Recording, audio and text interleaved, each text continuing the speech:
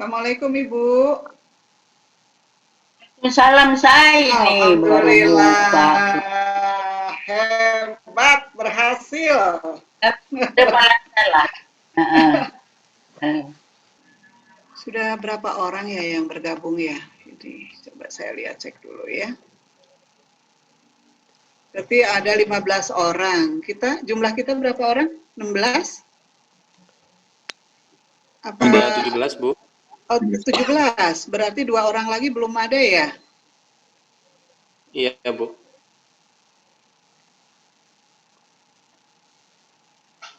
Baik, kita buka dulu ya sambil menunggu Prof. Yocem. Bismillahirrahmanirrahim. Assalamualaikum warahmatullahi wabarakatuh. Waalaikumsalam warahmatullahi wabarakatuh. Alhamdulillah dengan agak tersendat-sendat kita bergabung juga ya pada mata kuliah Kapita Selekta Bahasa dan Sastra Indonesia. Pertemuan minggu lalu kita sudah membagi materi apa yang akan kita diskusikan menjadi 8 kelompok materi. Ya. Pada perkuliahan kita ini nanti Anda akan presentasi setiap kelompok, ini tugas kelompok, dan mudah-mudahan pengerjaannya tidak mempersulit Anda dan tetap menjaga protokol kesehatan COVID-19 ini, tidak bertatap muka, tapi silakan tatap maya, kemudian kirim melalui email atau aplikasi lain yang memudahkan Anda ya. Mohon maaf, ini di lingkungan saya ini sedang ramai nih suara mobil ya. Nah, sampai UTS mudah-mudahan ini materi selesai, kemudian selebihnya nanti kita dari materi-materi itu Anda diminta membuat atau menghasilkan artikel yang berkaitan dengan topik Anda itu, kalau mungkin dikaitkan dengan calon tesis Anda, kalau mungkin, kalau tidak itu menjadi artikel dari setiap topik Anda ya. Jadi kalau artikel ini individu, bukan kelompok.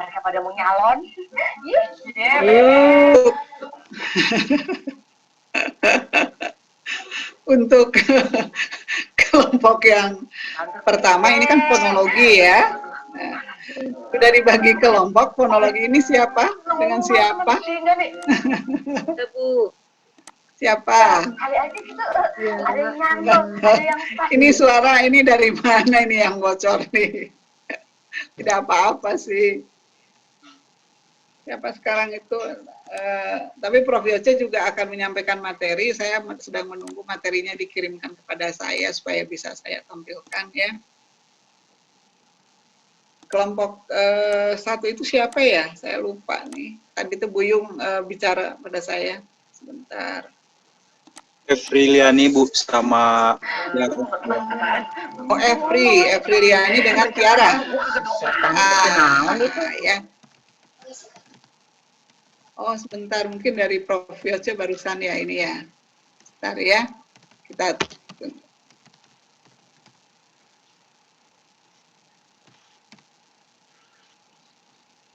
Ibu sudah dapat filenya Bu, Prof. Yoce? Nih nggak kebuka nih. Tidak. Kalau tidak kebuka, bagaimana kalau kita, ya, ini mahasiswa akan presentasi tentang kajian fonologi 2 orang, yaitu Efriliani dan Tiara. Ya, nanti kalau filenya sudah ketemu, baru Ibu sampaikan materi begitu ya Bu? Boleh Bu?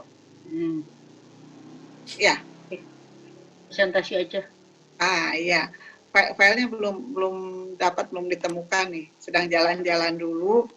Mungkin kajian sekarang tentang fonologi ya. Ya. Fonologi.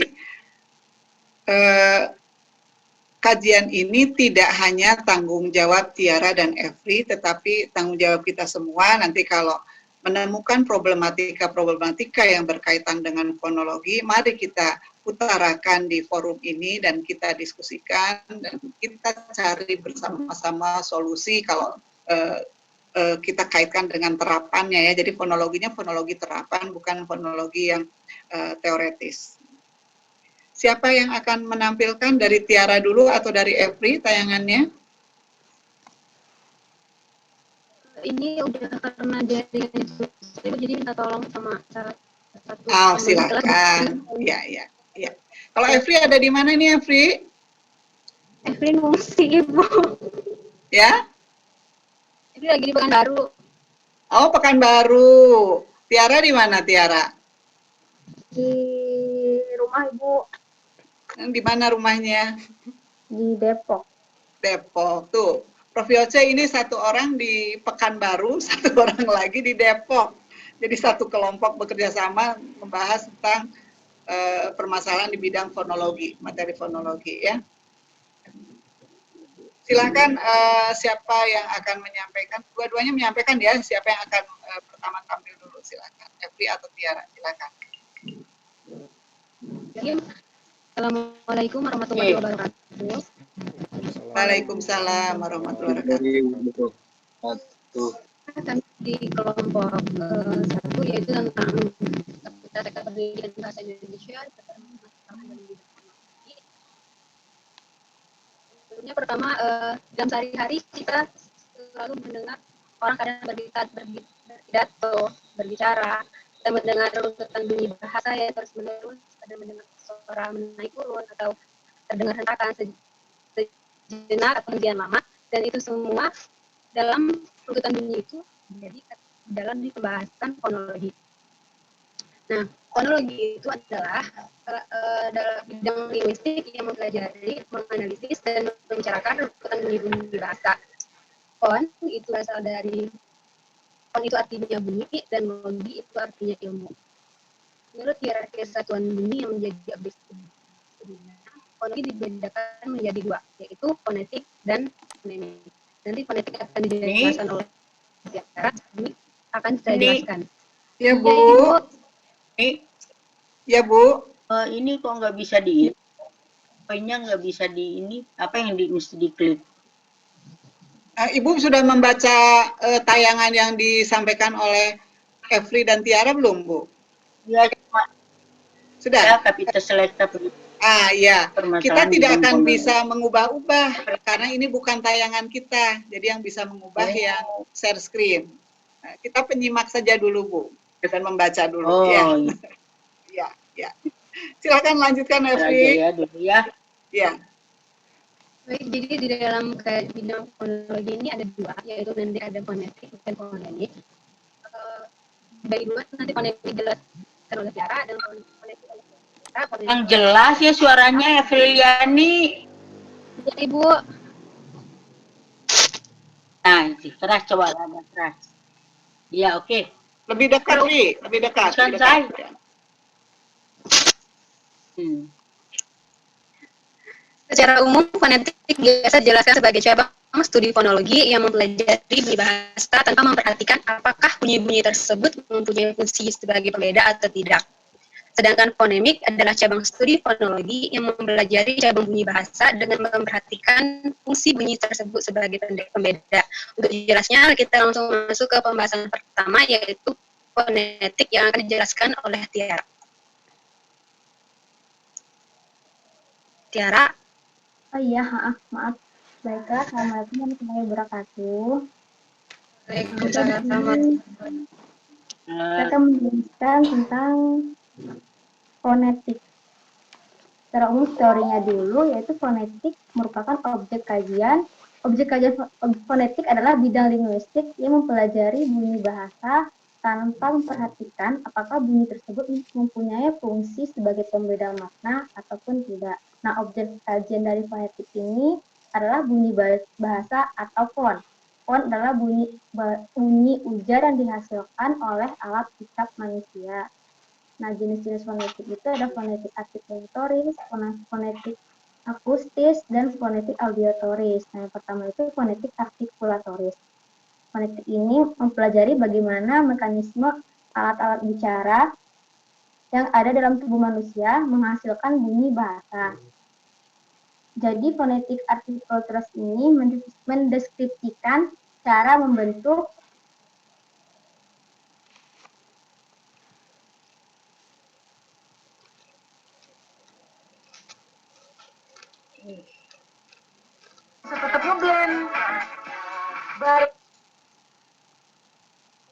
bunyi segala gejala fisis. Bunyi-bunyi diselidiki frekuensi getarannya, amplitude, intensitas, dan timbrenya. Nah, menurut Chair, fonetik akustik ini mempelajari bunyi bahasa sebagai peristiwa fisis atau fenomena alam. Fonetik jenis ini dan kegiatannya memerlukan peralatan elektronik yang sangat rumit. Nah, yang terakhir ada fonetik audiatoris. Fonetik audiatoris ini mempelajari bagaimana mekanisme telinga menerima bunyi bahasa sebagai getaran udara.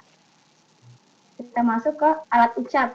Nah, alat ucap manusia terdiri atas paru-paru, tenggorokan, pangkal tenggorokan, pita suara, kripoid, tiroid, arytenoid, rongga anak tekak, epiglottis, akar lidah, punggung lidah, telinga lidah, daun lidah, ujung lidah, anak tekak, langit-langit lunak, langit-langit keras, gigi atas, gusi gigi bawah, bibir bawah, mulut, rongga mulut. Nah, proses fonasi ini proses terbentuknya bunyi bahasa secara garis besarnya terdiri atas 4 macam, yaitu proses keluarnya bunyi dari paru-paru, proses fonasi yaitu lewatnya bunyi dalam tenggorokan, yang ketiga proses artikulasi yaitu proses terbentuknya bunyi oleh artikulator, dan proses oronasal.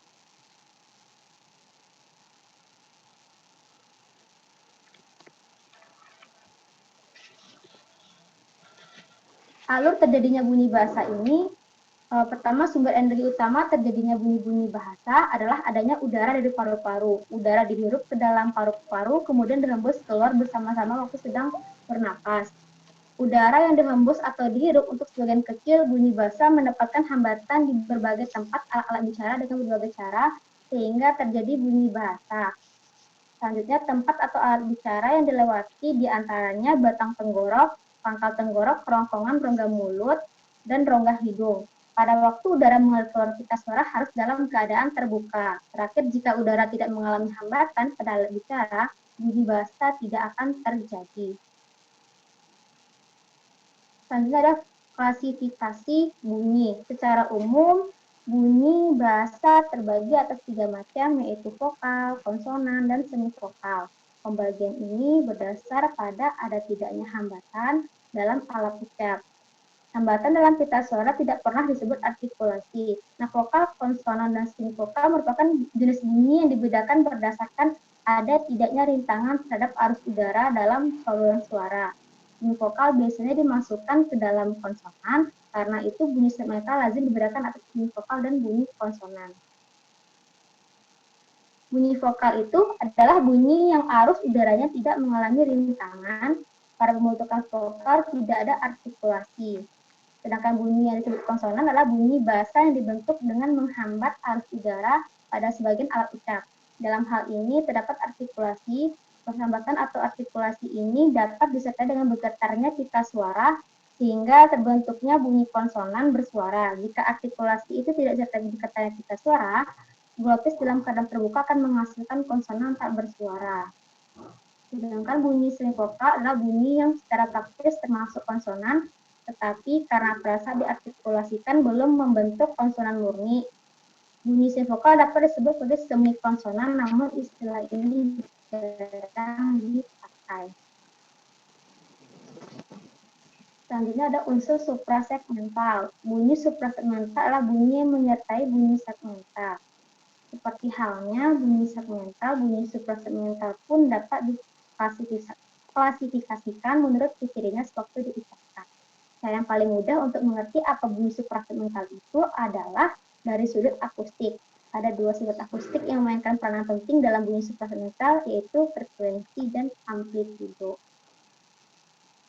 Sedangkan peran suprasegmental itu merupakan istilah yang digunakan dalam penandaan bahasa lisan. Dalam bahasa tulis, penandaan itu disebut dengan tanda baca, baik ciri suprasegmental maupun tanda baca memegang peranan penting dalam berbahasa. Dalam bahasa tulis, tanda baca memegang peranan penting. Suatu klausa, misalnya yang terdiri atas kata yang sama, dan dalam urutan yang dapat mempunyai arti yang berbeda, tergantung pada tanda baca yang diberikan. Contohnya, saya akan pergi ke pasar, atau saya akan pergi ke pasar.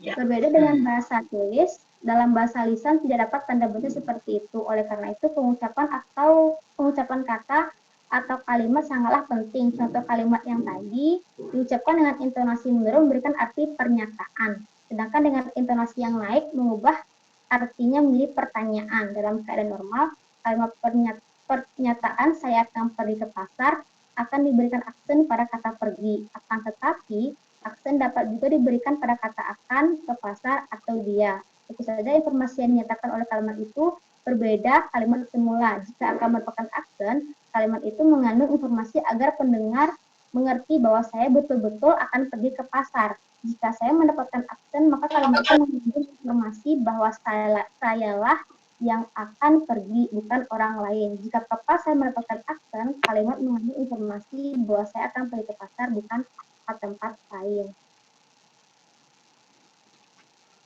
Sedangkan unsur supramental itu adalah ada jangka, ada tekanan, dan ada jeda. Jangka menyangkut lamanya bunyi diucapkan, sedangkan tekanan aksen menyangkut nada tinggi rendahnya suatu bunyi dan tekanan. Dalam suatu kata atau kumpulan kata selalu ada suku kata yang menonjol. Penonjolan suku kata tersebut dapat dilakukan dengan memperpanjang pengucapannya, meninggikan nada, atau dengan memperbesar tenaga ucapan atau intensitas. Sedangkan jeda merupakan ciri berhentinya tuturan atau pengucapan. Misalnya bunyi seperti sukata, kata, frasa, klausa, dan kalimat memiliki ciri jeda tertentu. Nah, permasalahannya, kesalahan berbahasa dalam bidang fonologi merupakan kesalahan berbahasa yang terjadi karena alat ucap manusia dalam melafalkan bunyi bahasa yang salah dan terjadinya perbedaan pemahaman definisi baik dari penggunaan bahasa lisan maupun tulisan. Nah, sedangkan menurut Setiawati 2020 halaman 23, kesalahan berbahasa dalam aspek fonologi disampaikan beberapa gambaran meliputi perubahan, penghilangan, dan penambahan pada fonem. Pada jurnal yang berjudul Analisis Kesalahan Berbahasa Tataran Fonologi dalam hasil observasi siswa SMK 1 Karanganyar, ada beberapa kesalahan dalam menulis siswa seperti kesalahan pemakaian huruf kapital, tanda baca, prefix, penulisan proposisi, penulisan kata dasar, penulisan kata ulang, penghilangan, dan penambahan fonem. Contohnya seperti tersebut kesalahan penambahan fonem vokal E yang patung contohnya ada ditayangin patung ini sebagai perwujudan modern. Seharusnya kan modern. Itu dari segi tulisan. Sedangkan dari segi lisan adanya ketidaksempurnaan alat ucap dapat mempengaruhi kualitas fonem yang diucapkan oleh seseorang. Misalnya seseorang yang cadel pasti sulit melafalkan bunyi R, bunyi S, dan bunyi L. Contohnya ada kasus seorang anak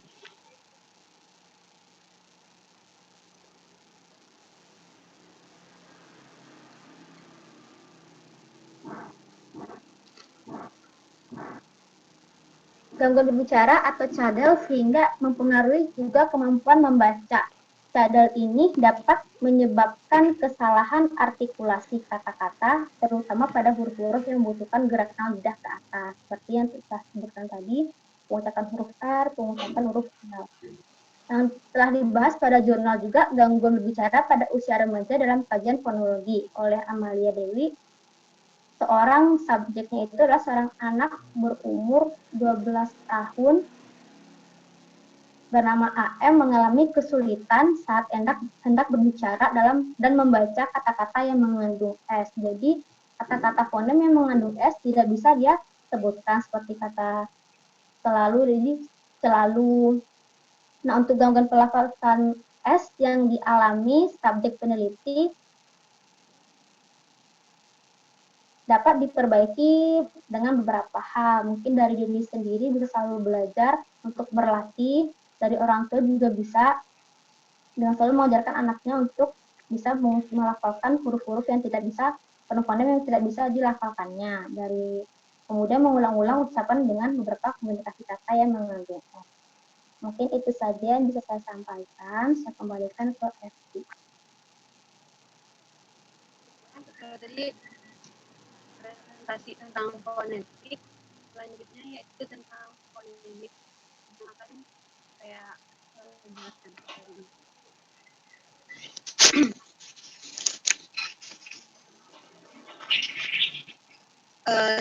Kajian yang kedua yaitu tentang fonemik.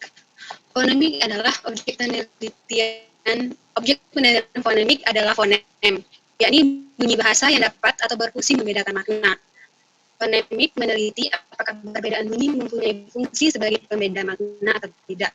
Jika bunyi itu membedakan makna, bunyi itu disebut fonem. Jika tidak membedakan makna, maka disebut bukan fonem. Ini menurut Abdul Khair dalam bukunya Linguistik pada tahun 2012. Istilah fonem dapat didefinisikan sebagai satuan bahasa terkecil yang bersifat fungsional. Fonem juga dapat dibatasi sebagai unit bunyi yang bersifat distinktif atau unit yang signifikan. Bunyi bahasa yang dicatat secara fonetik tidak semuanya berguna sebagai pembeda makna. Dalam hal ini, perlu adanya fonemisasi yang ditujukan untuk menemukan bunyi-bunyi yang membedakan makna tersebut. Tujuan fonemisasi itu ada dua. Yang pertama, menentukan struktur fonemis sebuah bahasa. Yang kedua, membuat ortografi yang praktis atau ejaan sebuah bahasa yang praktis. Di dalam fonemik, yang pertama ini ada pengenalan fonem. Untuk mengenal dan menentukan bunyi-bunyi bahasa yang bersifat fungsional, biasanya dilakukan melalui kontras pasangan minimal, yang berupa kata-kata tunggal, secara idealnya sama kecuali satu bunyi berbeda. Nah, contohnya itu yang pertama itu ada pada kata batu dan patuk, yang kedua pada kata darah dan kara. Nah, kedua contoh ini termasuk dalam kontras pasangan minimal, di mana antara kata batuk dan patuk itu yang berbeda hanya pada bunyi P dan bunyi B. Dalam bukti identitas fonem adalah apa yang disebut fungsi pembeda atau fungsi distinktif sebagai khas fonem itu. Pada contoh batuk dan patuk, satu-satunya pembeda di antara keduanya adalah pada bunyi pertama, yakni bunyi B pada kata batuk dan bunyi P pada kata patuk. Karena semua unsurnya sama, maka pasangan tersebut disebut pasangan minimal. Perbedaan antara bunyi B dan bunyi P adalah yang membedakan antara batuk dan patuk. Maka dari itu dalam bahasa Indonesia merupakan fonem yang berbeda identitasnya. Jadi untuk menentukan apakah sebuah bunyi itu fonem atau tidak, kita membandingkannya atau membedakannya melalui pasangan minimal seperti contoh. Terus kata darah dan kara itu sama, yang membedakan itu adalah pada bunyi D dan bunyi K. Jadi K, bunyi D dan K merupakan fonem yang berbeda identitasnya. Selanjutnya ada alofon. Bunyi-bunyi yang merupakan realisasi dari sebuah fonem disebut alofon. Dalam bahasa Indonesia, fonem I. Fonem I itu setidaknya mempunyai 4 alofon. Misalnya seperti pada I pada kata cita, bunyi I pada kata tarik, bunyi I pada kata ada tayangannya nggak ini? ya Ibu, Tayangannya tidak ada atau memang tanpa tayangan? ada. Tadi minta tolong sama teman udah dikirim di grup, jadi udah dibilang sebelum presentasi, minta tolong kalau presentasi ditampilin gitu. Oh ya, siapa yang bertugas menampilkan salindianya? Coba Intan ya. Ya. Intan tidak bersuara tuh. Sebentar Ibu, Ya, diapa ya. dulu. Bentar ya, bentar.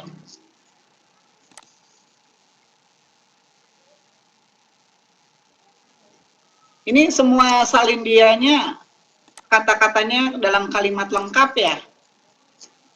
Tidak berupa poin-poin ya? Ya, nanti saja komentarnya ya, silakan.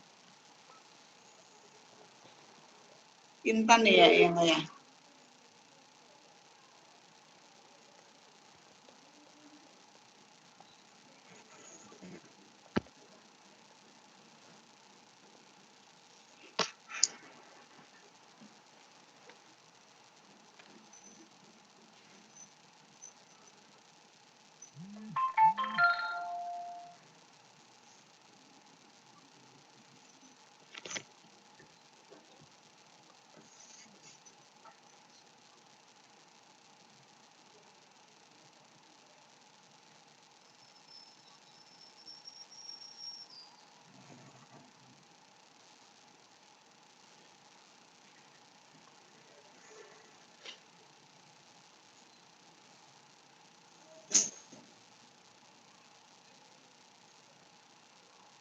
Ya, sudah tampak. Silakan lanjutkan, Evri. Ya, Bu. Ya, Sudah.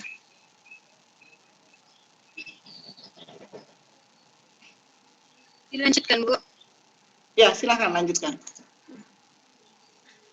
Jadi allophone itu adalah konkret dari fonem. Misalnya fonem I tadi, dia memiliki beberapa allophone. Misalnya I pada kata ingkar, dia itu lebih panjang penyebutan I-nya daripada I pada kata kali. Jadi allophone adalah konkret dari fonem, sedangkan fonem itu abstraknya. Karena di dalam kita mengucapkan ujaran, yang kita ucapkan adalah allophone-nya. Seperti ini, ada contohnya, ada fonem, allophone. Fonem I pada contoh ini ada pada kata tari dan tati, dan itu dia perbedaannya hanya tipis sekali, perbedaannya itu. Jadi allophone adalah konkret dari fonem. Pada fonem itu ada pada kata emas.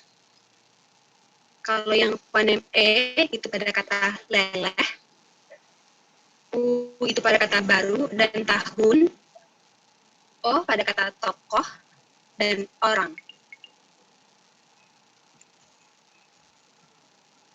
Ini juga ada contohnya, fonem, allofon, grafem, dan contoh.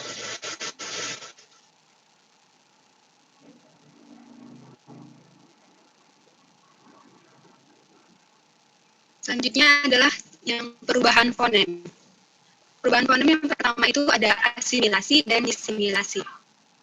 Asimilasi adalah peristiwa berubahnya sebuah bunyi menjadi bunyi yang lain sebagai akibat dari bunyi yang ada di lingkungannya.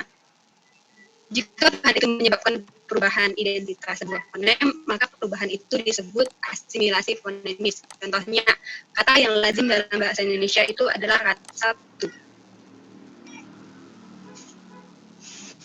Sabtu, pada Sabtu terlihat bunyi B berubah menjadi bunyi B sebagai pengaruh.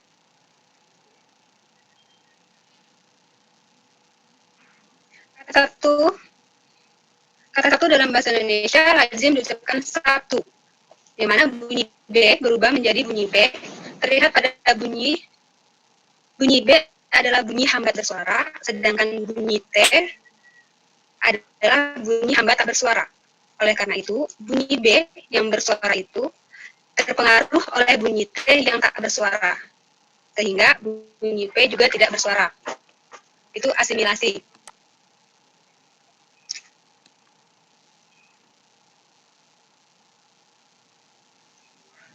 Yang kedua, netralisasi dan arkifonem.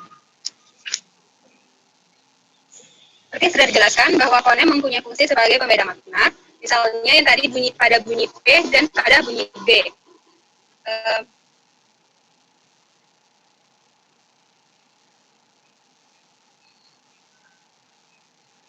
Contohnya ini pada kata teras dan deras.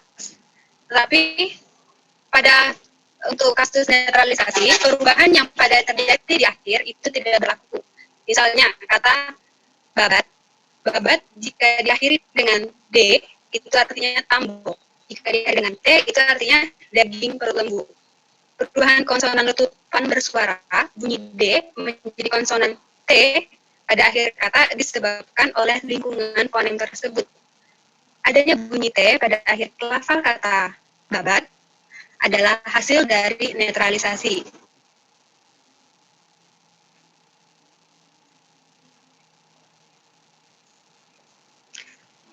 Dalam kaitannya dengan netralisasi fonem atau batalnya pembeda fonem disebut arkifonem, yakni golongan fonem yang kehilangan kontras pada posisi tertentu.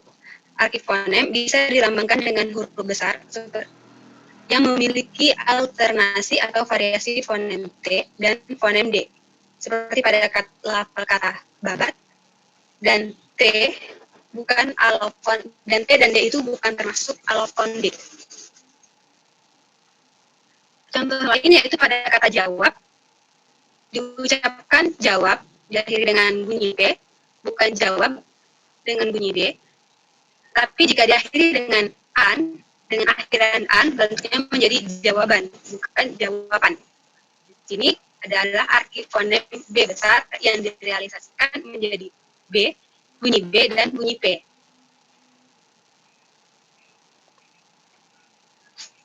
Nah, selanjutnya perubahan fonem yang ketiga adalah pelepasan fonem. Nah, pelepasan fonem ini seringkali dilakukan atau diucapkan pada ujaran sehari-hari kita yang mengucapkan gitu. Jadi termasuk ke dalam salah satu permasalahan dalam fonologi. Bisa kata itu menjadi tidak baku.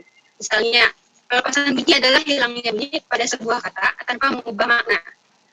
Pelepasan bunyi dapat berupa kontraksi atau memendekkan kata. Contohnya, menantu. Menantu kita biasa menggunakan kata mantu, tetapi tidak mengubah makna. Pelepasan kata di awal disebut aperatif. Semula itu jadinya mula, adipuna menjadi guna. Pelepasan fonem di tengah disebut sinkope, semenjak jadi sejak, bahagian menjadi bahagian. Pelepasan fonem pada akhir kata disebut apokope, ekonomis menjadi ekonomi, harmonis menjadi harmoni. Namun untuk pelepasan fonem ini tidak masuk karena dia tidak mengubah makna gitu. Nah, beberapa kesalahan juga dalam bidang fonologi yang sering diucapkan itu pada segi fonetik itu diftong I cenderung diucapkan E. Misalnya danau menjadi danau, petai menjadi pete. Terus penghilangan fonem H dari kata pahit menjadi pahit, hutan menjadi hutan, lihat lihat, kata handuk menjadi anduk.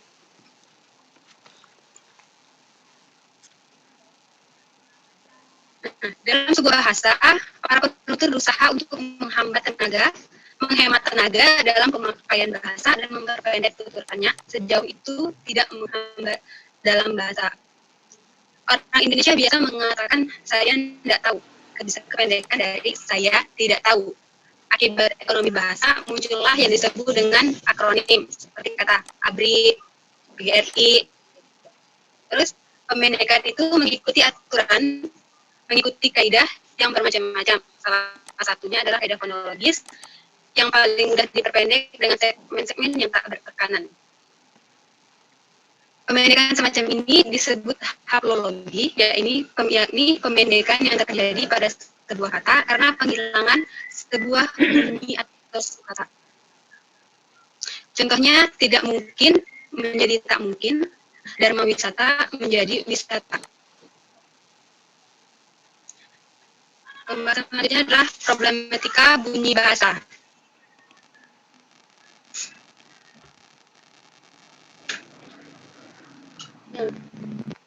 Bahasa Indonesia merupakan bahasa kedua dalam aturan pemerolehannya bagi kebanyakan orang Indonesia yang digunakan dalam berbagai situasi yang menyebabkan timbulnya masyarakat bahasa diglostik.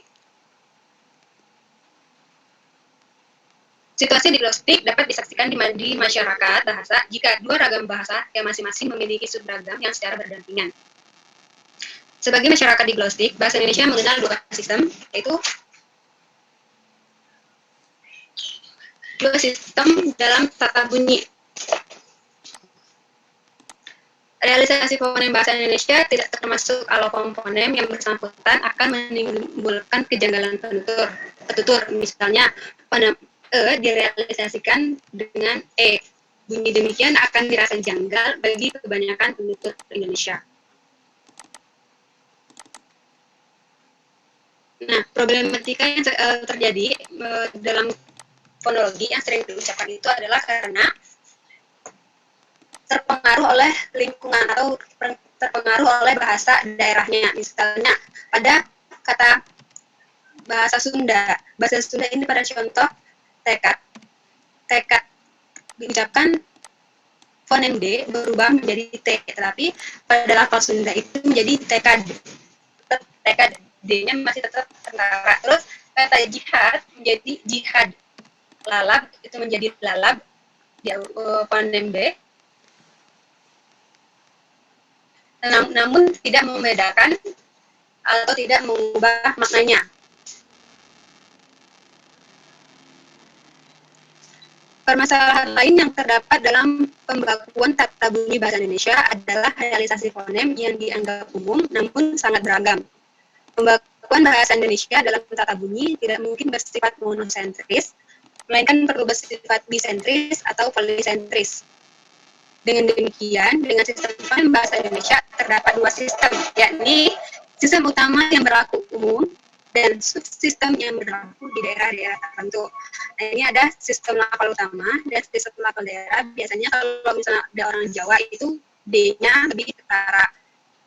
Terus kalau orang Batak Toba itu biasanya penyebutan fonem E. Kalau penutur Jawa itu cenderung menambahkan M pada depannya, misalnya kata Bandung. Gitu. Upaya pemecahan masalah sistem bunyi bahasa Indonesia harus mengarah ke norma-norma tunggal yang diterima secara luas oleh masyarakat. Fonem merupakan satuan abstrak yang berada dalam tataran sistem lanjut dan digeneralisasikan dalam sejumlah font dalam tuturan dalam ujaran. Upaya yang pertama yaitu realisasi fonem harus diskret, tidak kabur, artinya bahwa modifikasi kecil yang ditimbulkan oleh beragam penutur asal daerah tidak mengganggu posisi fungsionalnya. Yang kedua, diskret tidaknya suatu realisasi fonem harus didasarkan pada banyaknya penutur bahasa daerah yang menerima lafal bunyi itu secara luas. Yang ketiga, sesuai dengan anggapan bahwa lafal atau realisasi fonem bahasa Indonesia tidak memperlihatkan ciri lafal suatu daerah bisa dianggap lafal yang baik. Jadi, fonem pengucapan upayanya ini adalah bahwa setiap daerah itu memiliki fonemnya masing-masing, gitu. Selagi tidak membedakan makna dan selagi para antara petutur dan penutur itu mengerti dengan bahasa yang digunakan, itu sah-sah saja. Namun, jika dalam bahasa untuk kata baku dan tidak bakunya, itu baru sesuai dengan kaidah bahasa Indonesia. Demikian penjelasan dari kelompok kami tentang fonologi. Bagi teman-teman yang ingin bertanya atau yang ingin menanggapi, memberikan saran, dipersilakan. Silahkan kalau ada tanggapan dulu.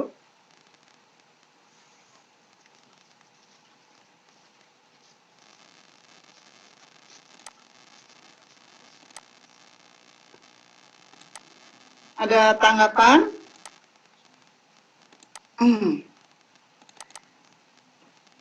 Baik. Ini tidak berkaitan dengan materi dulu ya, Evri dan Tiara. Karena kita sudah di jenjang pendidikan lebih tinggi tingkat pasca sarjana, ketika membuat salindia tidak mengcopy paste dari buku langsung, ya. Gunakan kata-kata kita, kemudian buat poin-poinnya. Jadi lebih banyak kita menjelaskan, jangan membaca dari salindia itu. Mari kita melatih diri ini. Kita biasakan ketika membuat salindia tidak mengcopy langsung dari buku, sehingga bahasa buku yang ada di salindia. Untuk kelompok berikutnya tidak seperti ini ya. Ini karena di awal tidak apa-apa lah ya. Memudahkan kami membaca karena memang kadang-kadang juga jaringan tidak terlalu baik. Tetapi nanti kalau Anda terus-menerus begitu, nanti akan menjadi kebiasaan, dan ketika Anda ada di ranah atau wilayah yang harus Anda menempuh ujian, misalnya nanti di tahap 1 kalau masih menggunakan seperti ini nanti jadi kebiasaan, nanti Anda tidak terlalu percaya diri nanti, ya. Jadi biasakan selalu poin-poin saja, hal-hal yang utama saja yang menjadi fokus yang ditampilkan, jadi tidak meminta pendengar itu membaca buku, seperti membaca buku seperti tadi ya, Evri dan Tiara. Nah, Ini karena belum ada masukan dari yang lain atau dari Ibu dulu ada masukan, Bu? Ada tanggapan dari materi ini, Bu? Oke. Sebetulnya untuk Kapasitas Leka ini kita mempelajari fonologi itu isu-isu yang membuat sukar kalau kita mengajar. Jadi kesukaran itu apa sih? Di mana letaknya? Sehingga untuk mengajar fonologi itu mudah gitu. Dan dimengerti oleh semua.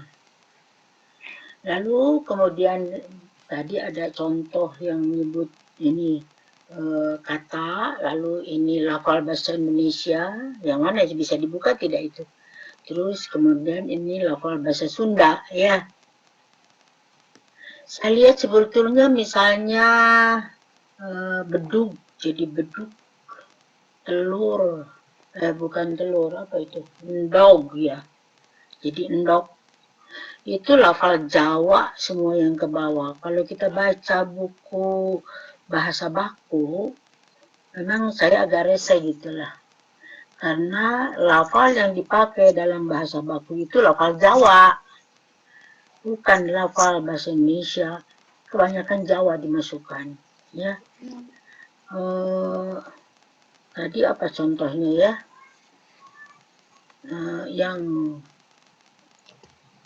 bisa dibuka tidak, Erli? Siapa tadi? Intan ya, Intan tolong buka Intan. Efriliani.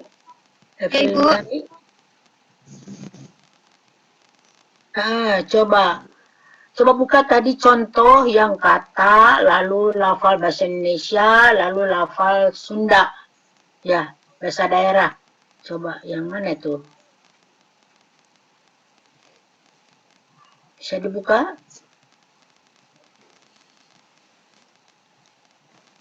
Atas lagi teh. Sebelum ini. Bawah teh. Ke bawah Intan.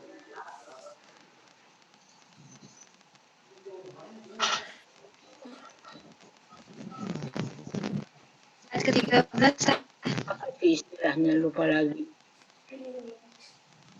Ini babat jadi babat gitu. Ya. Ya. Dari kotak-kotak mana ada tidak? Supaya mudah menerangkannya.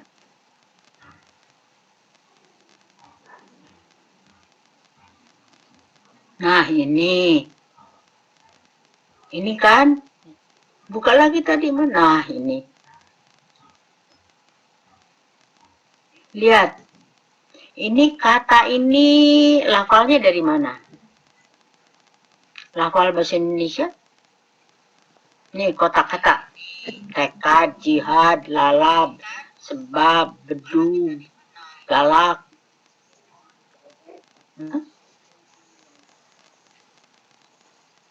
Oke. Lalu lafal bahasa Indonesia. Tekad, jihad, lalab, sebab, bedug, galak. Ini bahasa Sunda. Jadi semua ini diambil dari bahasa Sunda. Kata ini.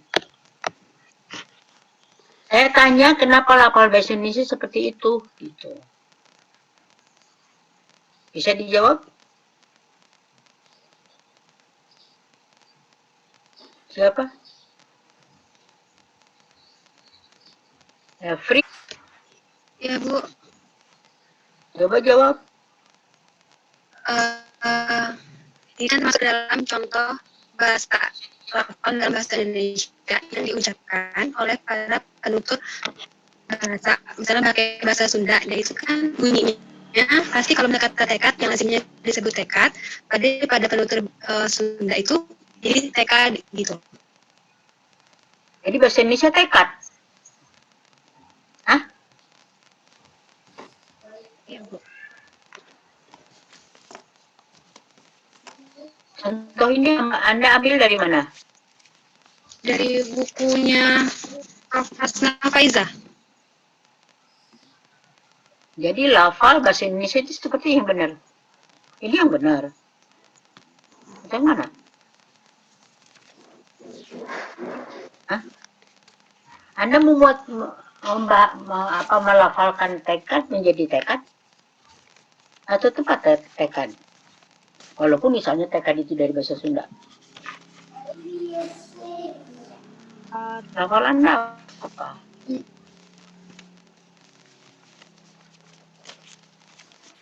Nah, lafal bahasa Indonesia yang Anda tulis itu adalah lafal Jawa. Ya, lafal bahasa Jawa. Bahasa Indonesia yang benar tetap tekad, jihad, lalam, sebab, tidak, bedug, galak, ya.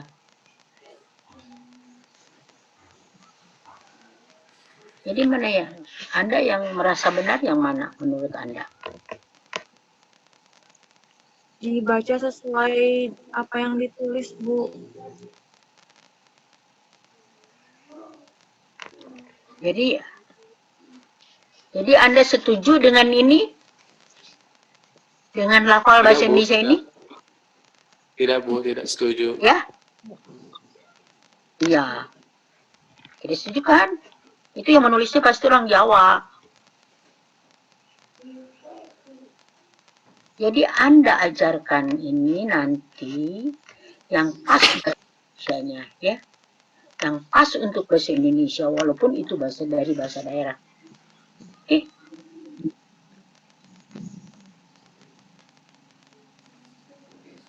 Iya.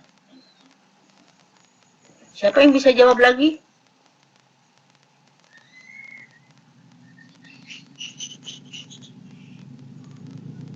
Jadi kalau misalnya lafal ini dari bahasa Indonesia, bahasa Sunda diambilnya, ya, tetap aja lafalnya harus seperti bahasa Sunda. Ya. Jangan diubah. Bahasa Indonesia antara tulisan dengan bacaan tidak berubah, ya. Tidak seperti bahasa Inggris misalnya. Leaf jadi leaf, yang gitu. Tapi bahasa Sunda itu harus dibaca katanya satu-satu sama, gitu, ya. Oke, jelas? Jelas, Bu. Halo? Ya, Halo? Friliani? Ya, Ibu, Satu jelasin. lagi, Sandra? Ya Bu, gimana? Gimana? Jelas. Jadi ini yang harus ditayangkan karena ini isu dalam fonologi. Kalau lihat kita bahasa baku, ada kupas nanti bahasa baku, itu seperti gini, ojek. Itu dari bahasa Sunda itu ojek namanya, bukan ojek. Karena yang kebanyakan orang Jawa menyebutnya ojek, jadi berubah menjadi ojek. Ya, ojek itu bukan ojek, tapi ojek, ya. Dalam bahasa Sunda. Memang diambil dari bahasa Sunda. Ya, tidak ada di bahasa Jawa ojek, tidak ada. Tapi berubah. Nah, ini jadi berubah. Dari ojek menjadi ojek. Nah, itu sebetulnya yang menjadi isu fonologi, gitu. Jadi pembelajaran fonologi itu banyak yang mengubah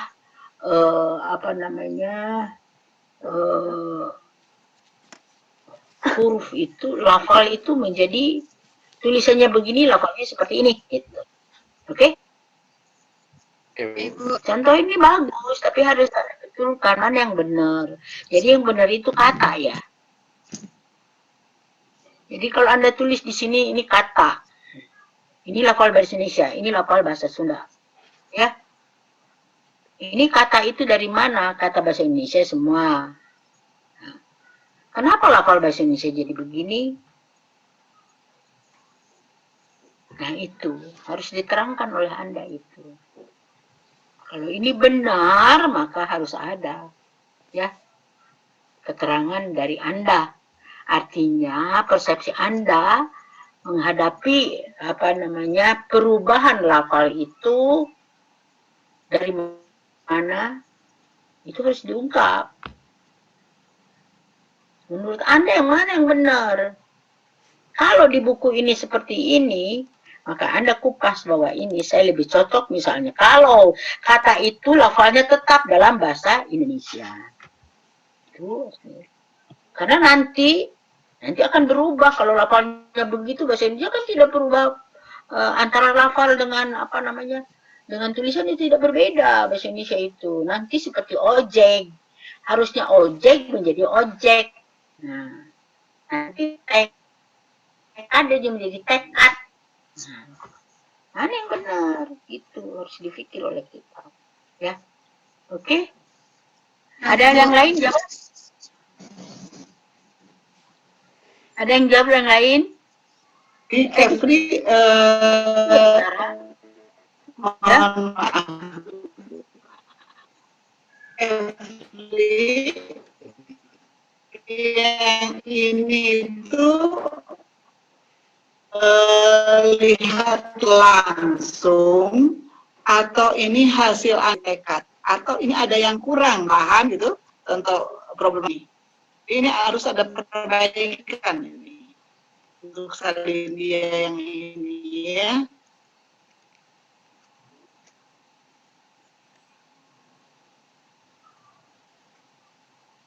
Ya, please. Ya Bu, suaranya nggak putus-putus, nggak kedengeran. Memang begini contohnya seperti yang disampaikan oleh suara saya tidak terdengar. Contoh lafal ini ya, ini contoh yang salah, yang problematis atau contoh yang seharusnya. Yang di antara tekad itu ya Bu, yang ada lafal bahasa Ini Indonesia, semua lafal ini semua ini. Ini adalah contoh yang salah atau contoh yang benar. Karena ini ada lemanya begini nih, ya. Tekad ini dalam bahasa Indonesia ya. Ya, di kamus seperti ini. Kemudian ketika dilafalkan begini. Ini siapa yang melafalkan bahasa Indonesia dengan bentuk-bentuk seperti ini? Harus ada penjelasan tentang tabel ini. Kalau ini bisa kita katakan tabel ya. Karena di sini menyebutkan lafal bahasa Indonesia, ini lafal bahasa Sunda. Bukan lafal bahasa Sunda, penutur dari penutur Sunda, begitu atau bagaimana? Ya? Iya, betul, dari penutur Sunda. Dia kan lebih ke tekad, D-nya itu biasanya lebih, bunyi D-nya itu lebih kentara gitu. Ya. Kemudian tadi yang dipromosikan bahasa Sunda itu lafal bahasa Sunda itu. Nah ini ya, mungkin lafal bahasa Indonesia pengaruh bahasa Jawa. Gitu. Iya, ya. Itu. Ini diperbaiki nih. Ini ya, bukan Ibu. lafal bahasa Indonesia ini begini ya. Jadi salah. Ini contoh yang salah tampaknya ya. Ini contoh salah pelafalan bahasa Indonesia. Jadi Efri dan Tiara setuju tidak bahwa pelafalan dalam bahasa Indonesia itu dipengaruhi oleh bahasa daerah? Setuju tidak? Kalau setuju, apa alasannya? Kalau tidak setuju, apa alasannya? Kemudian masalah apa yang akan timbul ketika kita mengajarkan bahasa? Misalnya kalau di daerah, terutama di kota-kota kecil, mungkin di desa, katakanlah, adakah masalah pengajaran tentang pelafalan ini? Apakah akan ada masalah komunikasi? Karena pelafalan bahasa daerah ini kental sekali ketika melafalkan kata-kata dalam bahasa Indonesia. Silakan, Tiara dan Elfri. Setujukah dengan gimana Ibu tadi? Ya, Efri setuju tidak dengan pernyataan ini bahwa pelafalan dalam bahasa daerah akan mempengaruhi pelafalan dalam bahasa Indonesia? Kalau setuju, apa alasannya? Kalau tidak setuju, apa juga alasannya? Silakan. Efri dan Tiara yang jawab ya. Gini, pelafalan bahasa daerah akan mempengaruhi dalam pengucapan pelafalan bahasa Indonesia. Itu tidak masalah selagi dia tidak mengubah makna itu, Bu. Selagi maknanya tetap yang disampaikan sama dan antara penutur dan penutur itu mengerti apa yang mereka ucapkan seperti itu. Tetapi kalau ini siapa Evi yang bilang? Eviani? Ya Ibu. Nah, kalau kita berbicara bahasa Inggris, lafal itu jelas tidak boleh salah. Jadi kalau kita ngajar nanti di kelas, tidak boleh disalahkan lafalnya. Dengan bahasa Inggris misalnya kalau lafal salah, ya salah lah. Terus ini sih harus begitu, harus jelas tulisan dengan lafal harus sama. Mereka harus belajar mengeluarkan lafal seperti itu. Orang Jawa jarang pada akhirnya ada kata D itu diucapkan. D biasanya dengan T, maka jangan diikuti gitu. Jangan sampai ditulis sebagai pembelajaran formal. Nah itu. Kalau dia mengucapkannya sendiri, ya okay, no problem. Tapi ketika menulis dalam pembelajaran formal, jangan salah. Itu yang saya maksud. Ya. Ya, Ibu. Contoh yang jelas itu ojek jadi ojek. Karena orang menulis semua, orang banyaknya ojek, pangkalan ditulis ojek. Maka tidak ada lagi kata ojek yang sebetulnya itu diambil dari bahasa Sunda, ojek. Kalau kita mengambil dari bahasa Sunda, dan itu jelas, bisa diucapkan oleh orang semua, dan masuk ke dalam bahasa Indonesia, jangan diubah. Tapi sekarang berubah akhirnya. Ojek menjadi ojek. Di mana-mana orang menulis ojek. Bukan ojek, ya. Seperti itu. Nanti kalau orang biasa menyebutnya tekad, ya akhirnya mereka menulis jadi tekad. Hilang tekad menjadi tekad. Gitu. Jihad. Itu jihad sebetulnya dalam bahasa Jawa itu ada D titik, itu ada D biasa. Kalau D biasa itu jelas, kalau D titik antara T dengan D. Jadi mereka menulis jihad, bukan jihad tapi jihad. Nah, padahal itu D titik itu, ya. Nah itu yang dimaksud. Lalap, bukan lalap, bukan. Apa sebabnya katanya? Boleh aja orang berbicara begitu, tapi dalam tulisan formal, pembelajaran formal, jangan itu dianggap sebagai yang formal, lafal formal. Karena tulisan kita seperti ini, ya lafalnya juga harus seperti ini, gitu.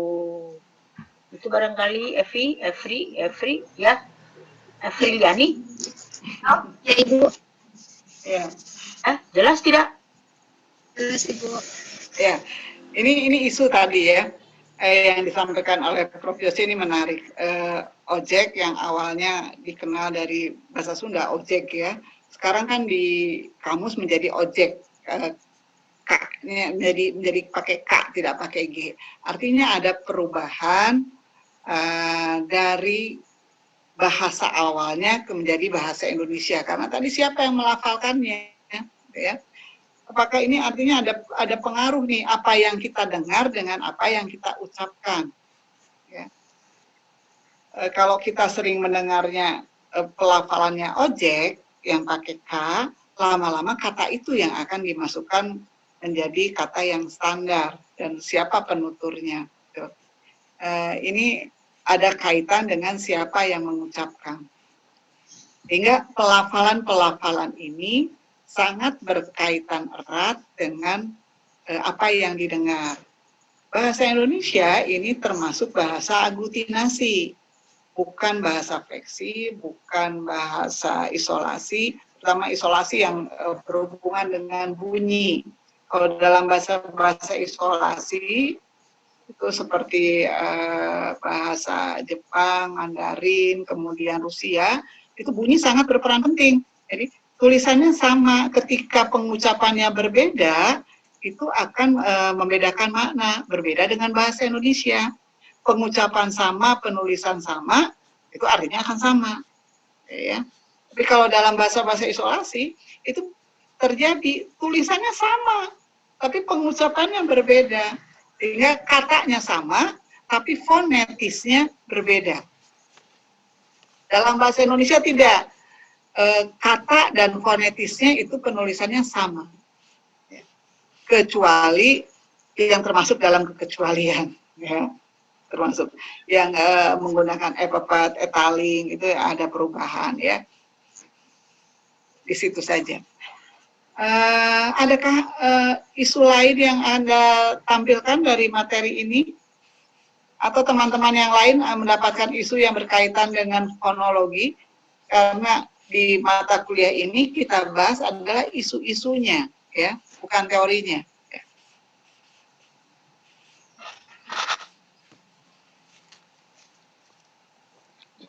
Jadi Friliani, Tiara, jadi harus ada keterangan ya. Kalau mengambil lafal bahasa Indonesia seperti ini harus ada keterangannya. Berilah keterangan bahwa ini adalah lafal yang dilafalkan oleh orang Jawa. Orang Jawa memang begitu, bukan nyebut jihad tapi jihad. Tekad, ya. Ndok. Ada tuh di mana? Di bahasa baku. Coba bahasa baku.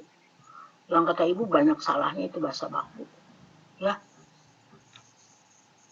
Oke, barangkali ada yang lain bicara tentang ini. Ini satu hal yang sebetulnya prinsip ini. Untuk berbahasa Indonesia, prinsip. Jadi kalau misalnya kata Bu Nuni tadi, ojek berubah menjadi ojek, akhirnya di kamus ditulis ojek. Padahal tidak ada kata ojek, tidak ada. Ada juga ojek. Nah itu, seperti itu. Nanti tekad juga karena orang, dalam lafal bahasa ini harusnya begini. Nah, nanti berubah menjadi tekad, ya. Oke, barangkali begitu. Jadi kalau kamu setuju ini lafal bahasa ini seperti ini, harus ada alasan kenapa kamu setuju. Kalau tidak setuju, Anda tulis. Yang sebetulnya seharusnya menurut bahasa Indonesia harus begini. Nah itu. Jadi saklek ya. Konsisten apa yang Anda, karena bahasa Indonesia konsisten. Jadi kalau Anda punya prinsip bahwa bahasa Indonesia konsisten, maka Anda juga harus konsisten. Jangan ini dianggap benar. Ya. Lafal bahasa Indonesia yang berlafal bahasa Jawa, itu Anda anggap benar. Jangan, harus ditolak kalau Anda cocok. Ya.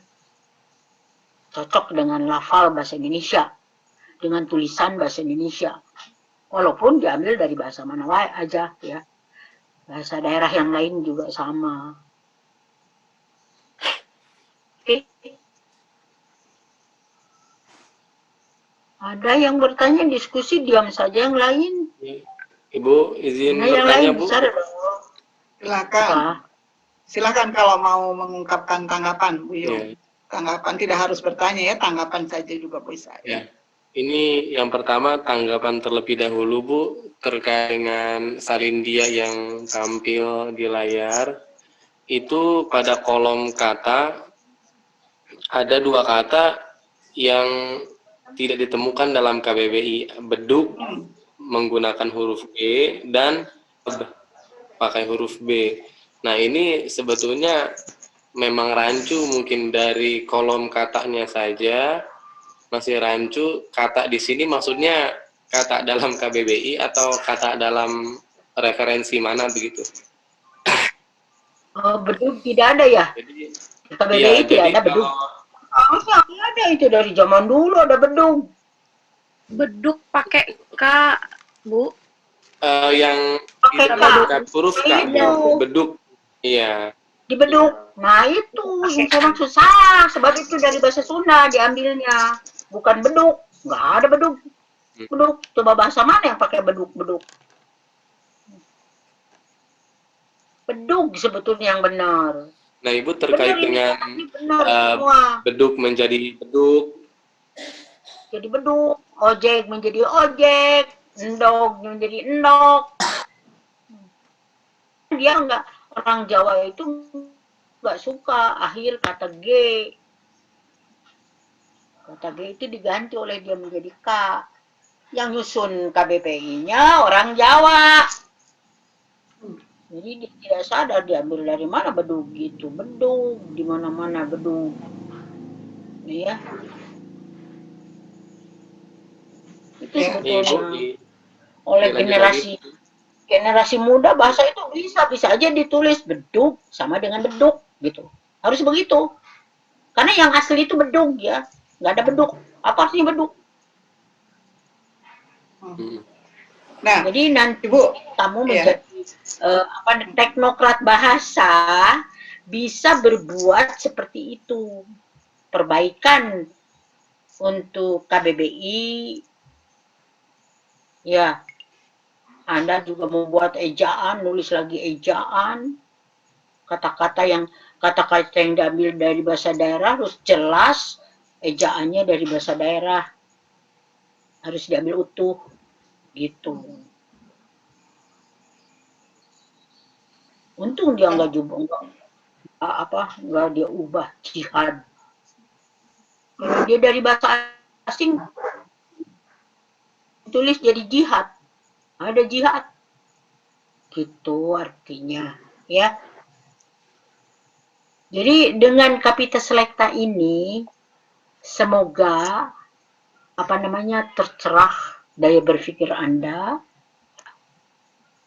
apa sebetulnya yang salah dalam pemerintahan, isu apa saja yang nanti bisa dibetulkan oleh tenaga-tenaga atau teknokrat bahasa Indonesia yang muda-muda ini gitu. amin, amin, ya. Ya, barangkali itu Bu Nuni, tambahan coba Bu Nuni, lebih jelas lagi. Baik, justru ini jadi isu, jadi masalah.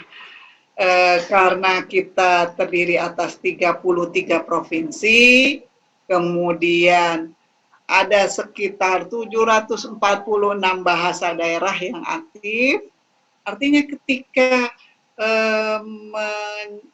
menampilkan, memajankan ya kata berikut pelafalannya di kamus, ini akan sangat dipengaruhi oleh bahasa penuturnya, bahasa orang yang menuliskannya di kamus. Seperti tadi, otak ojek ya, karena bisa jadi yang menuliskan di kamus itu dari penutur bahasa Jawa, bisa jadi, atau yang dia dengarnya itu bunyi K itu, gitu ya, konsonan itu yang terdengar. Karena memang yang ditulis itu biasanya itu yang didengar. Ini isunya justru kita kesulitan membuat pelafalan standar dalam bahasa Indonesia, sehingga beberapa ahli mengatakan lafal standar bahasa Indonesia adalah lafal pada saat kita tidak bisa menebak atau menduga dia berasal dari etnik mana. Itulah lafal standar bahasa Indonesia. Tapi ini juga tidak bisa kita jadikan patokan karena tidak ada teorinya.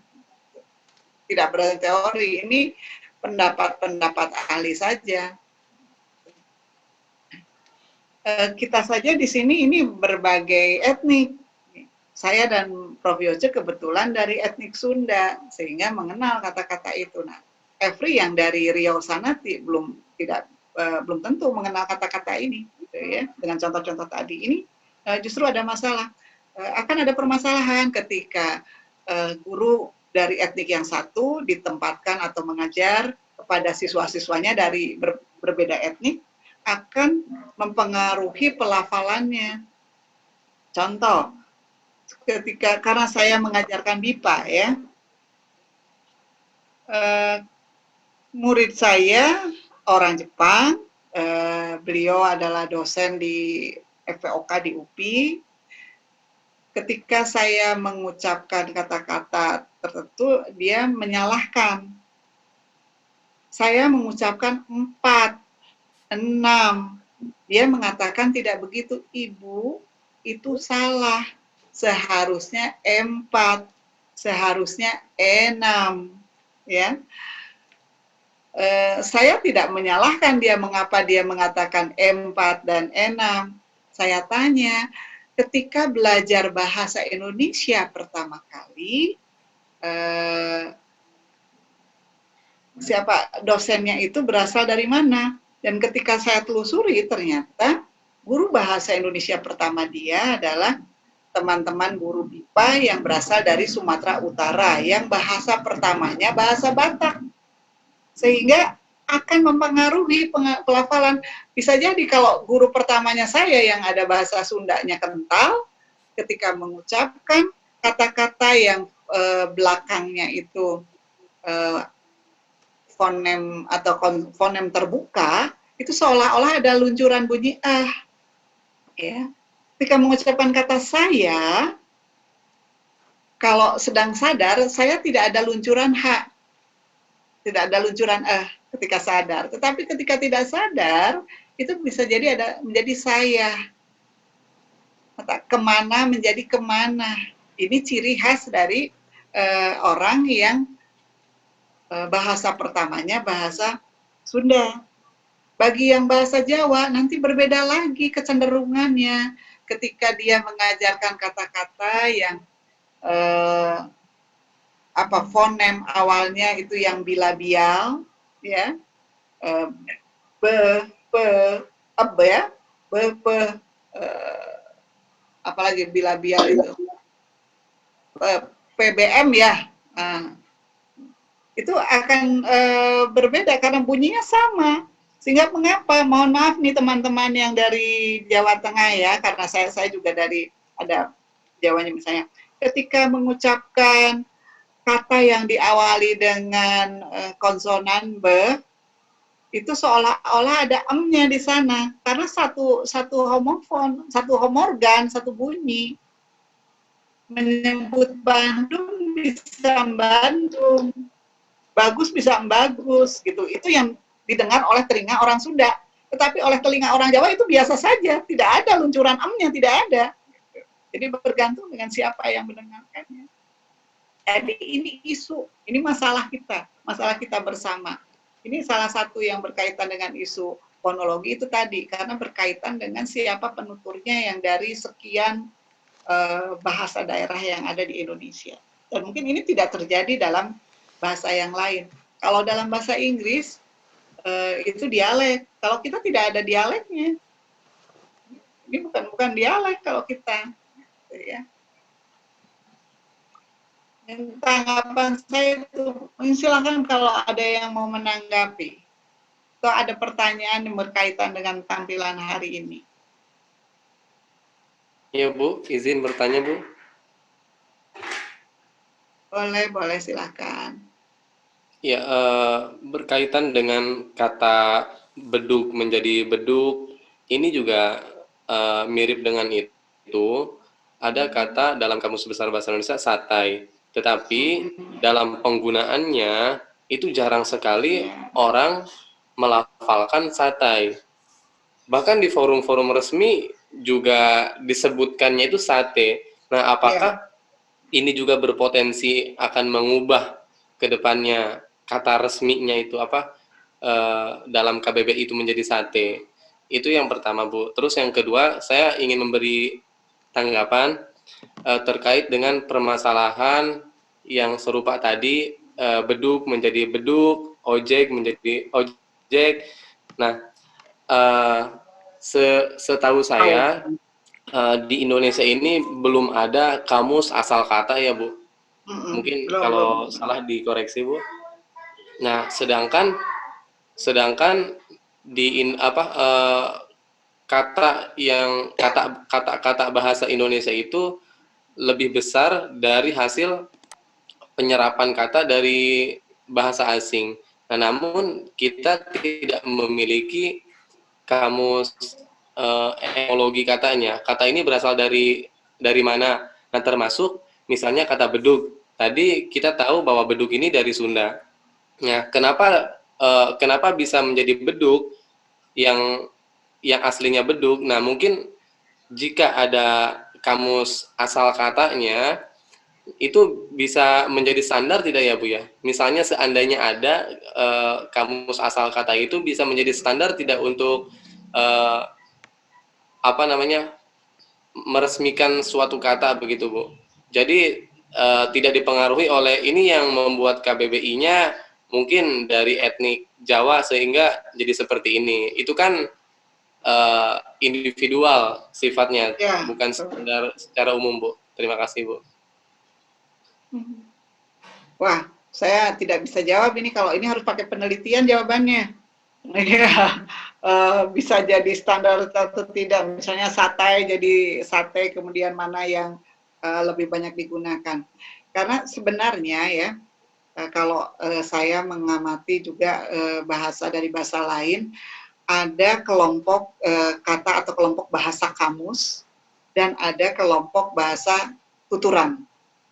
Ya, jadi jangan heran kalau ada kata-kata yang di kamus itu tidak digunakan oleh penuturnya. Dan kata yang ada tuturan itu jumlahnya jauh lebih banyak dibandingkan lema-lema yang ada dalam kamus. Dan itu umum terjadi pada semua bahasa. Mengapa? Karena pergerakan antara lema dalam kamus dengan pergerakan kreativitas berbahasa itu lebih cepat kreativitas berbahasa secara lisan, secara tuturan, hingga akan berkembang. Ya, ketika satai dengan sate ternyata yang digunakan yang lebih banyak itu sate, ya, saya tidak bisa berpendapat bahwa suatu saat sate akan menjadi kosakata baku, ya. Tapi ini harus dengan penelitian.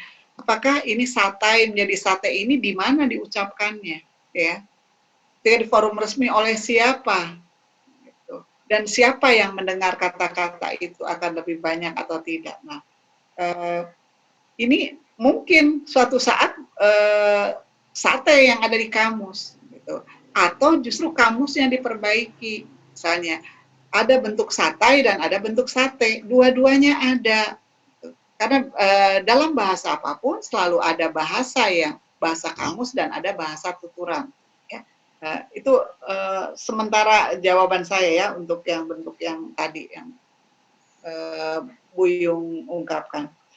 Kemudian yang berkaitan dengan apa tadi yang kedua apa ya Bu Yung, kok jadi ngeblank begini nih? Yang ini Bu, kamus Oh, akar, ya. Pertanyaannya. Ya. Ini teman-teman di Badan Bahasa ini sedang memperbaiki kamus itu terus-menerus ya. Karena kamus itu sifatnya tidak boleh statis, dia harus dinamis mengikuti perkembangan. Nah, yang dinamis ini adalah kamus-kamus yang daring. Kalau yang luring ini perkembangannya tersendat karena membutuhkan ada media. Kalau dia dalam bentuk cetakan, dia harus cetak. Nah, kalau yang luring kan kapan memasukkannya, tapi kalau daring itu akan terus berkembang dan pergerakannya sangat cepat, sehingga Anda bisa mengusulkan untuk yang kamus-kamus yang daring ini melalui akar katanya. Tetapi kembali ke konsep bahasa ya, prinsip bahasa. Bahasa itu ada dinamis, kemudian apalagi yang fleksibel, kemudian sesuai dengan tuturannya ya sesuai bergantung penuturnya gitu. Tetapi harus ada penjaga gawangnya, tidak boleh penutur dibiarkan bebas begitu saja, kasihan nanti dianggap bahasa Indonesia tidak bermartabat, bahasa Indonesia itu bahasa yang tidak standar nantinya akan begitu. Dan saya melihat di chat ini ya, bukan bahasa Indonesia ruang bincang ya, di ruang bincang ini ada pertanyaan dari Andri Rahmansyah. Katanya pelafalan dalam bahasa Indonesia mengikuti pola apa? Ya. Ini acara ya. Kalau ini melihat dari variasi ya, kalau saya melihat dari variasi bahasanya, seharusnya TV one ya, atau TV, kalau menulisnya begitu, dan bukan TV kan, TV seharusnya ya. Ini bisa menjadi isu nih, isu-isu kita ya, ketidaksesuaian antara tulisan dengan pelafalan, atau jangan-jangan ini berkaitan dengan persepsi atau ya dan bergantung pada persepsi penutur yang merasakan bahwa penggunaan bahasa asing ini dirasa lebih bergengsi, lebih baik dibandingkan menggunakan bahasa Indonesia. Ya. Ada yang dari Jakarta, ada di sini tidak? Ada yang mengenal variasi bahasa Jaksel, Jakarta Selatan, kalau di Twitter atau di apa, jadi selalu mencampurkan antara bahasa Indonesia dengan bahasa Inggris. Sehingga lama-lama menjadi terbentuk gitu ya. Orang-orang yang mencampurkan antara bahasa Indonesia dengan bahasa Inggris dapat diduga, terutama remaja ya, dia berasal dari daerah Jakarta Selatan. Sehingga seolah-olah membentuk variasi bahasa Jaksel, Jakarta Selatan, seolah-olah gitu ya. Tapi bisa jadi ini akan hilang dengan sendirinya kalau hanya sebentar, hanya 5 tahunan itu kemudian hilang, ya bukan variasi bahasa. Ya. Nah, ini mungkin ada yang mau menanggapi pernyataan Andri di ruang bincang. Silakan dibuka ruang bincangnya atau chat itu ya. Silakan Tiara, ini belum berbicara lagi nih Tiara. Ini materi Tiara ini. Silakan. Iya. Nih, silakan tanggapi Andri nih. Ini Bu Nuni barangkali. Emang nggak Pak, Bu? Bu Nuni, Hai Bu. mestinya kita sarankan ya, kalau misalnya ada kata yang duplikasi, misalnya bedug dengan beduk, itu dua-duanya pasang, bedug sama dengan beduk. Suka-suka mereka ngambil yang mana gitu. Iya, itu di Jangan kamusnya ya Bu dibuang ya. yang aslinya begitu. Kan di kamus itu ada begitu, misalnya bedug, lihat beduk. Nah, itu kan banyak di kamus yang begitu. Jadi dua-duanya itu dipakai. Ya. Sate dengan sate. Lebih populer di Amerika juga nggak sate, menyebutnya sate. Ya, jadi lebih populer sate daripada sate. Sate itu dari bahasa apa itu? Kita tidak tahu. Kenapa jadi sate pakai apa namanya? Istilahnya apa itu? Dua. Ini tadi yang ada penghilangan tuh apa tuh? Yang jadi satai menjadi sate itu apa tuh tadi? Veresis ya, yang penghilangan. Jadi lihat sate gitu. Gitu mestinya di kamus. Makin tebal kamus no problem. Makin bagus. Gitu barangkali. Kita sarankan penulis kamus seperti itu. Jadi jangan dibuang yang aslinya. Beduk jadi beduk gitu. Jangan dibuang. Endog jadi endog. Jadi boleh aja kalau ada yang suka menyebutnya beduk, ya udah buat saja di situ, karena ada yang mengatakan orang beduk, maka lihat bedug gitu. Jadi bedug sama dengan bedug, ojek sama dengan ojek gitu. Jangan dibuang, jangan diubah gitu. Yang kita maksud maunya seperti itu ya. Kalau berubah dengan lafal itu, lafal perorangan jangan, kita kan bahasa Indonesia ya. Terus kalau misalnya kata-kata itu masuk apa itu ya? Morfem ya? Ya, bisa. Leksem, Bu. Namanya Saya leksem. pernah apa namanya memberi saran kepada Pak Dadang Senendar. Pak Dadang, ketika Pak Dadang menjadi ketua pusat, cobalah misalnya jangan istilah-istilah apa namanya asing itu ditulis di Indonesia. Misalnya apa itu kuburan mewah itu apa San Diego, namanya? Bu. San Diego Hills ya. Ya, itu yang kuburan mahal ya. Oh, San Diego apa? Hills. Diego Hills yang di mana? Padalarang. Dipakai di Indonesia itu. Lalu sekarang nih apa namanya properti semua pakai nama asing. Saya nggak suka sebetulnya ya. Zaman Soekarno dulu kan dibuang begitu, harus istilah Indonesia, lebih baik kita ngambil bahasa dari Sanskerta, asal bahasa kita, daripada kita mengambil dari bahasa Inggris. Tapi semua begitu, tapi Pak Dadang bilang, saya nggak bisa menembusnya, katanya gitu. Jadi Pak Dadang juga ingin mengubah seperti itu, jangan sampai semua itu misalnya gapura itu pakai bahasa asing, terus rumah-rumah yang bagus-bagus itu pakai bahasa asing semua. Mestinya bahasa Indonesia yang bagus, maunya begitu. Katanya nggak bisa tembus kata Pak Dadang. Ya. Ya nggak tahu lah politik apa namanya. Punya politik bahasa kok. Gitu.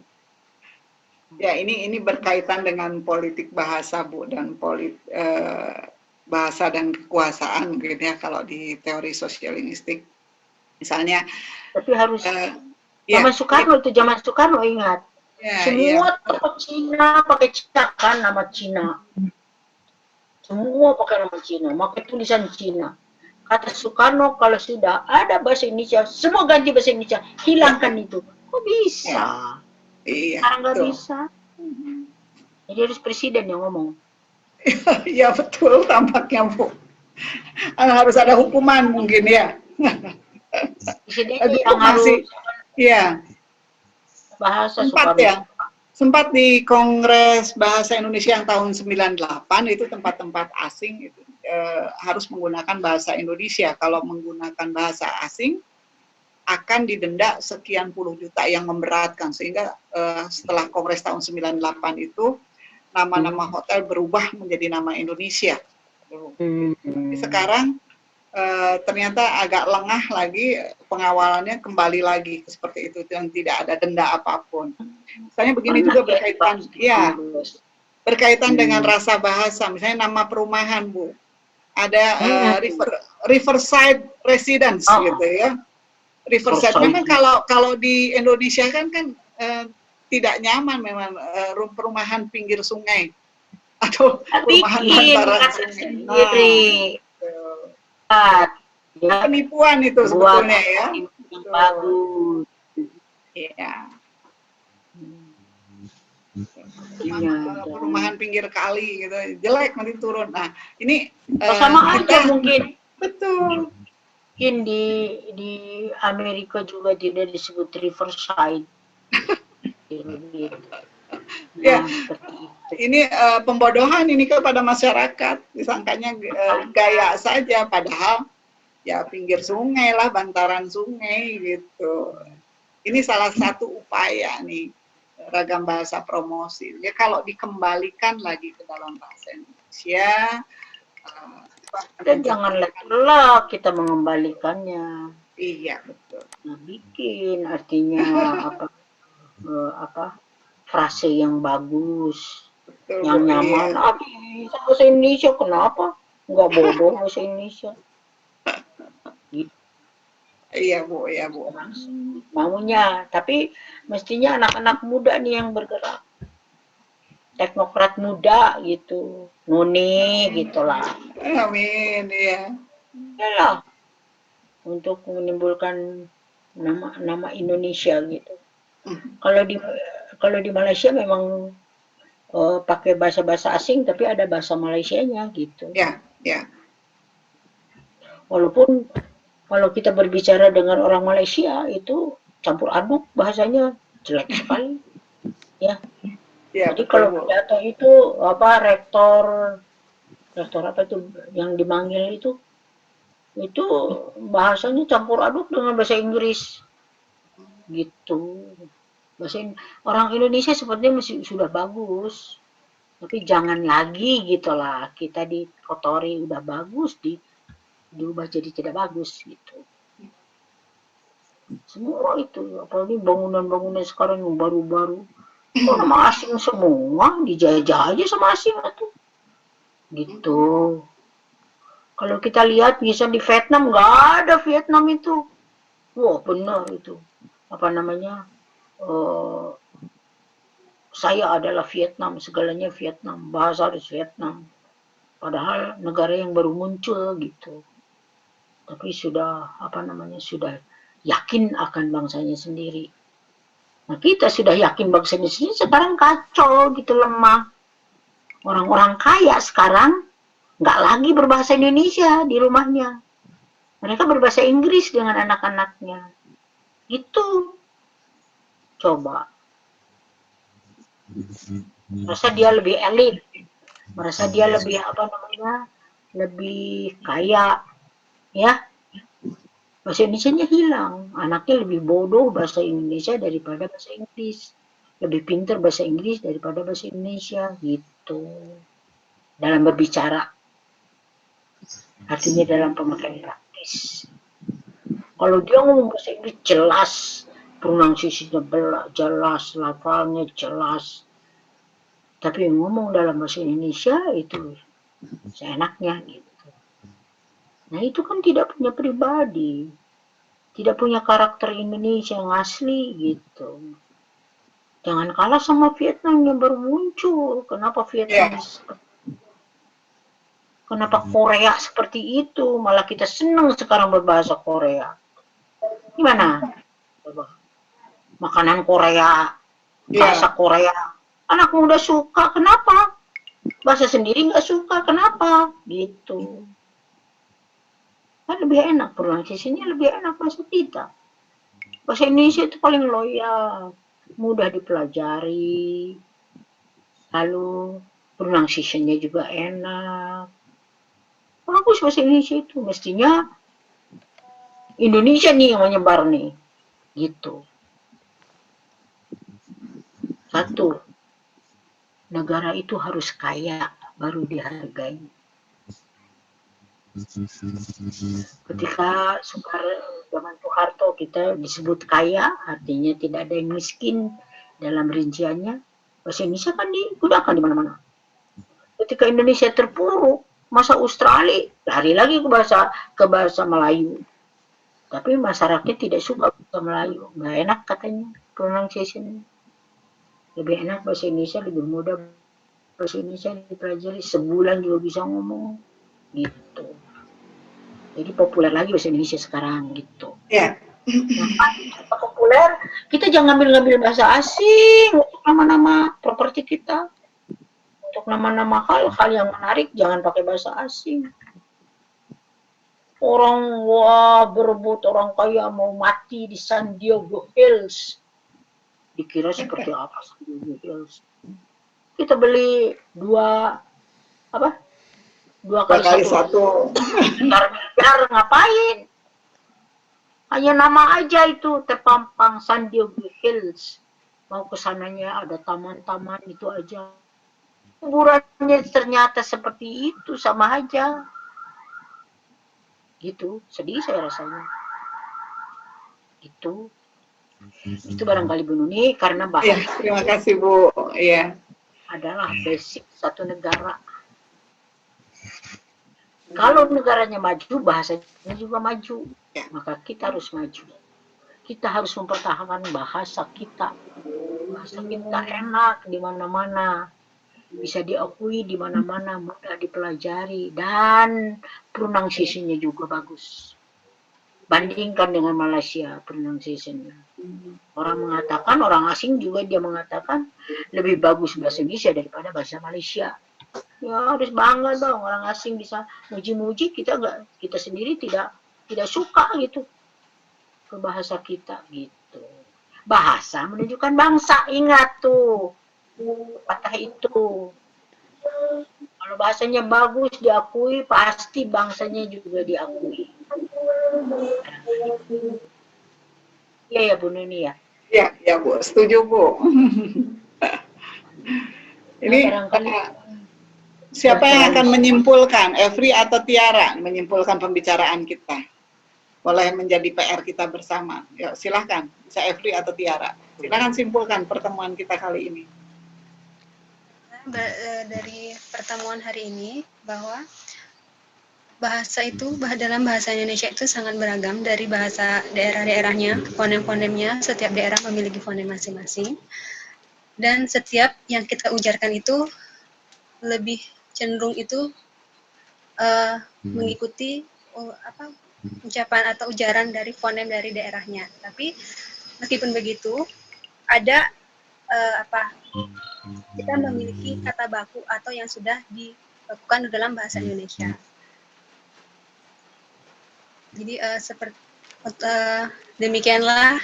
Jadi ini fonologi dari kelompok saya dan Tiara, Frildani dan Tiara. Kurang lebihnya mohon maaf. Sekian dari kami. Sudah, Bu. Ini langsung dia. Ya, terima kasih Evri. Ibu, bolehkah izin kita akhiri perkuliahan kita karena sudah azan zuhur? Oke. Pesan saya Bu Nuni, Ya, bagi mahasiswa yang membahas masalah ini, coba kembangkan nalarnya begitu untuk perbaikan bahasa Indonesia seperti apa gitu. Ya, Bu, Harus baik. berkembang secara produk ilmunya, secara produk aplikasinya harus berkembang. Ya, kali sekian dari saya. Assalamualaikum warahmatullahi wabarakatuh. Waalaikumsalam warahmatullahi wabarakatuh.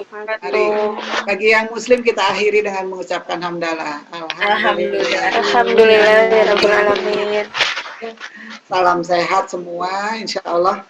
Pertemuan yang akan datang kelompok berikutnya ya, ada pembelajaran dari kelompok yang sekarang. Tuh, sudah azan ya. Saya izin meninggalkan tempat. Ibu, itu bisa Ibu kalau mau keluar pijit yang lift ya. Ya. Saya mohon izin keluar duluan ya. Bu, terima kasih banyak. Mohon maaf atas segala Terima kasih banyak Ibu. Terima kasih banyak, Bu.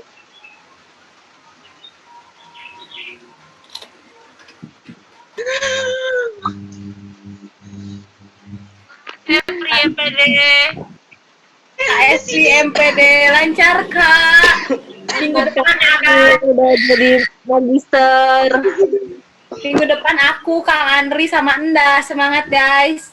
Semangat, Teteh. Aduh, jadi maksudnya teh apa? Harus apa yang diperbaiki teh? PT. Semangat kalian. Sama istrinya juga. Kan?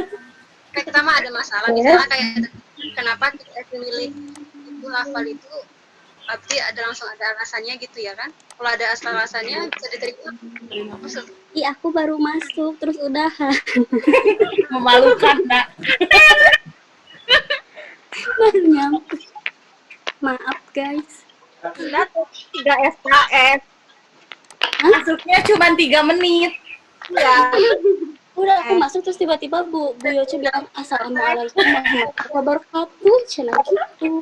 Jadi YouTube yang lebih tepat dari aku.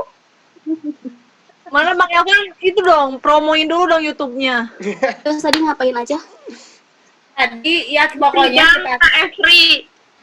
ini mah dari yang omongannya Ibu mah berarti kita teh tampil teh harus memunculkan isu-isu bahasa bukan hanya di pembelajaran aja, merennya. Berarti dalam PPT-nya nggak usah masukin teori kan langsung aja boleh nggak? Disingkat aja teorinya, terus Poin-poin aja. poin-poin aja. Jadi kita yang ngejelasin gitu. Tanpa melihat Sebenarnya. itu. Aku nanti mau 1 kalimat aja. Kan aku mah ini Satu kata. Aku mah perkata morfologi mah, ayo. Jadi perkata weh, tunggu. Ya, terus nanti dibagi-bagi gitu. Terus PowerPoint-nya dibagi-bagi satu-satu. Kak Efri, maaf ya, tadi pas aku nge-share, Uninya telat ngasihin ke aku yang PowerPoint Kak Efri. Mana tadi pagi share loh dua Pagi ini kan udah. Nah, itu kan dua-duanya sama bentuknya kan. Hasilnya. Yang Kakak Efri kirim tuh. Jadi yang cuma dibuka cuma yang punya Uni aja. Yang Kak Efri enggak.